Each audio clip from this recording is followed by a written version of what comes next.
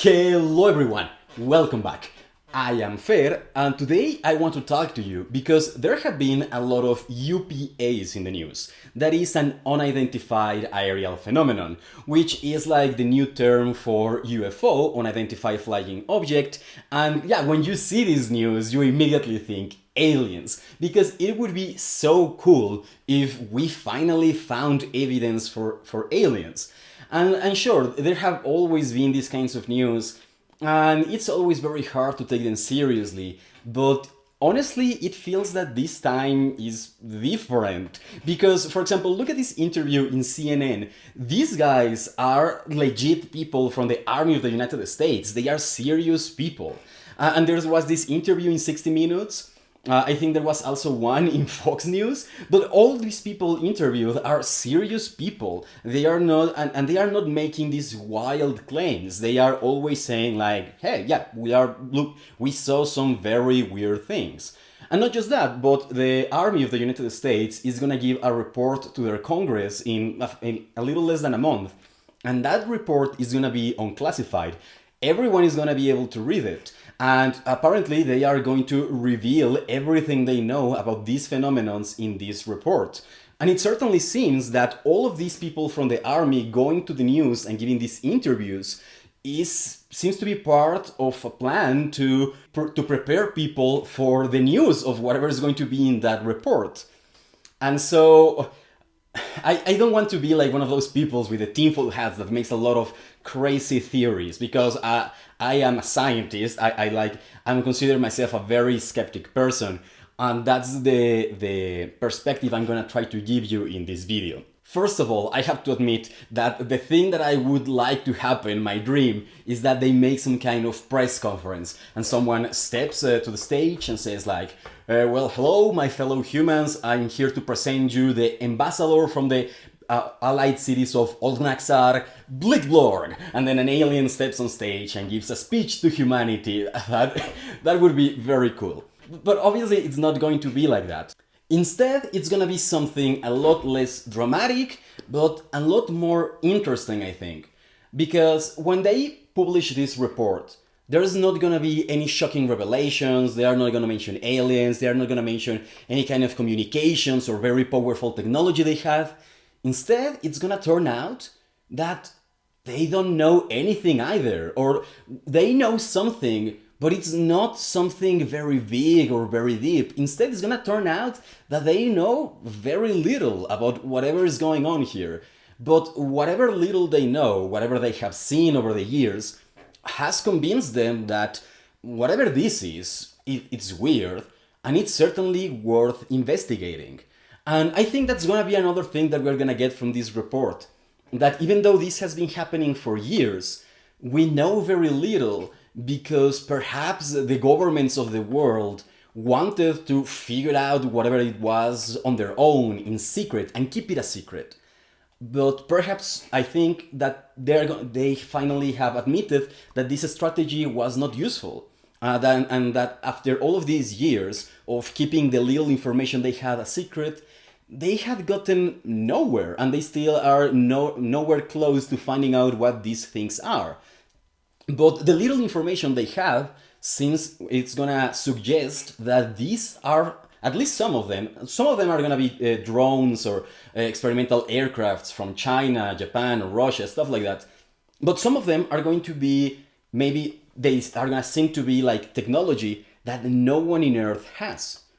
And that's everything they know.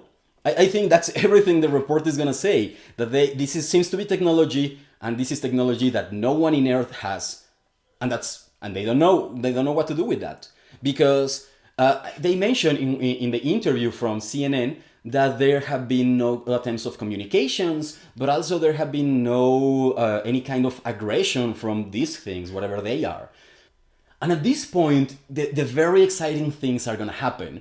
Because when even the government of the United States admit that they are ignorant about this topic, but that they want to figure it out and that it is important, it's gonna open the gates for scientists from all over the world to start researching this. And that's when we are gonna start seeing some progress in this area.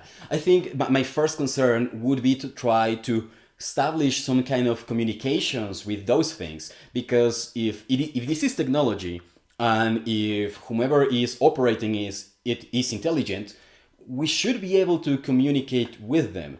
There's also the possibility that they are so intelligent that they don't even consider it worthy to communicate with us. As they mentioned at the end of this interview, when you go to the zoo, you don't talk with the animals. But I think it could also be that they are so different from us that they cannot communicate with us even if they wanted to. And I know at this point I'm seriously considering the idea of aliens, and I say that I'm a skeptic, but this is just a what if. Like that would be my goal. Like if I'm starting researching this seriously, I'm gonna consider that it's aliens seriously, and the most important part is try to communicate. But of course, that's what I would do as a scientist, to try to establish that communication if it is possible, if I'm considering this seriously. But keep in mind, I'm not saying that it's definitely aliens or that I believe it's aliens. It's just the line of research I would follow. Another very interesting thing is try to follow them wherever they go, because, okay, they appear in the air, and then where do they go?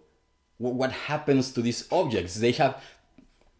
They don't stay in the air all the time, do they? You're like, yeah, we have to try to establish another one of these sightings, which apparently is very common to see these objects, so relatively, like apparently they have seen them for years. Try to wait for one of these sightings to happen and be ready to follow that object wherever it goes, so that, and try to follow it until we cannot follow it anymore, and then maybe we'll learn something. I think perhaps we would lose track of these objects, but then we can start learning, like, okay, why did we lose track? And we can improve our technology and our tactics until we can finally see where are they going. And we would learn a lot from that. Also, another important thing is to get better video of these things. And I know it's funny, it's like crazy to say, like, we're living in 2021. I have an excellent camera in my phone. Why does the army has so poor quality in their cameras? And part of the reason is because they purposely lower the quality of their videos so that their rivals cannot tell what kind of technology and cameras they have in their planes. But probably they are gonna make better qualities of these videos available. And probably at this point where they open the gates to civilian scientists to help them, well, at that point we are gonna start using better technology to record these events. And those recordings are gonna be very useful to try to figure out what's going on. And yeah, my dream is that this turns to be aliens. Of course, it could turn out that this is some kind of very weird natural phenomenon. And some evidence for that is that they seem to appear specifically in the Pacific.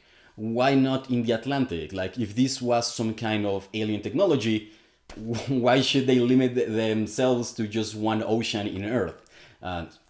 It just makes no sense, right? But anyway, but this is the fun part of the video. I'm just gonna speculate wildly about what this could be. First option.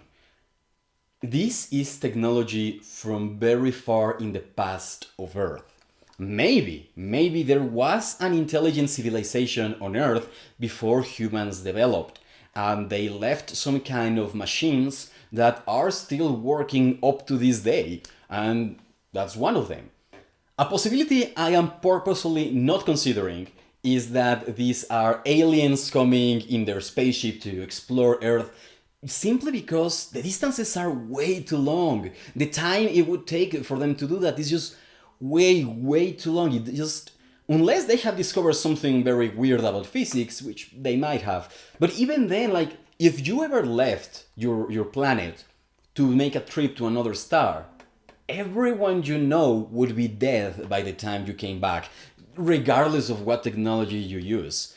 Even if you can manage to get there in a time that is very short for you, when you come back to your planet, the laws of causality require millions of years to have passed in that planet, even if it didn't pass for you.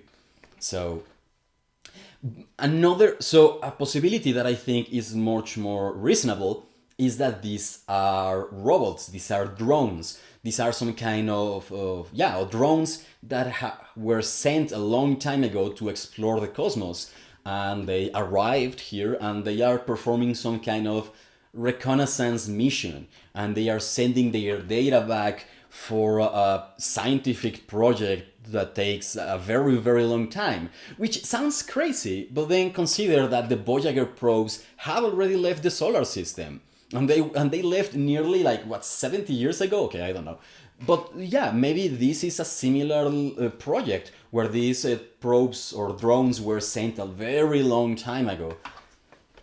Then there's also the possibility that those drones could have some form of artificial intelligence, and we could maybe establish communication with that artificial intelligence. That would be very interesting.